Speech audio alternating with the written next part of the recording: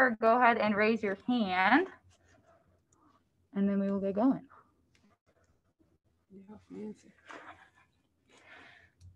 Cindy or Erica, do you have a question for Sylvia?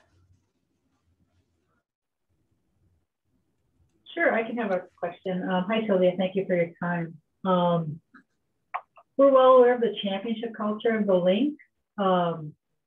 It's a little more obvious when you're winning, but how does that culture translate into an off streak like this? Like how would you think it would be handled differently other than winning? Thank you. It's not handled different. We look at it the same, although we haven't been winning games. We're making sure we communicate. We're making sure we understand where each other's coming from. Making sure how can we, things seems a little confusing right now. We're a little disbottled, but the culture don't change. You just make sure you treat each other well. You make sure you continue to talk and making sure you're helping each other out as much as possible. Thank you. Erica, go ahead. Thank you. Hey, Sil, good to see you. Hope you're doing well today. I'm good. How are you? I'm well. Thank you. Thank you much. I wanted to ask you to get your take on if you feel 2021 is a little bit different, given the different responsibilities that players like yourself and others have between international competition for national teams, European play, and an Olympic year. Do you see that is changing how the rosters are situated in the WNBA this season? Yeah, most definitely. For those teams who haven't made the Olympics or won't be continuing to the Olympics, you see them in the league. But for those teams who's partaking with their team in the Olympics,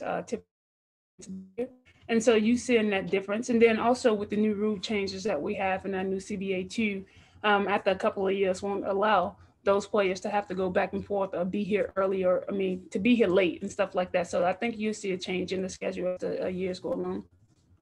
And the news is official as of today that Lasia Clarendon, they are going to be joining the Lynx. And, if you look at Lay's story, it's one similar to a few players that you have on this Lynx team, as in they have had to, find their way and really find the right team in relation again to the rosters being a little bit tight. Looking forward, do you think there's anything that can be done or should be done, looking at how there's so many commitments that players like yourself have between the WNBA national team and overseas? I think if we can start by getting more teams, I think 144 slot is not enough for as much talent that we have throughout the league. And it will get to the point where players will probably play in the league, which kind of sucks because that's what we make most of our money is overseas. So we'll probably see a couple of different changes throughout the years, but hopefully we can do better as a league and continue to add more teams. Thank you, Sil. Last question. All righty. Thank you, Sil. Thank you.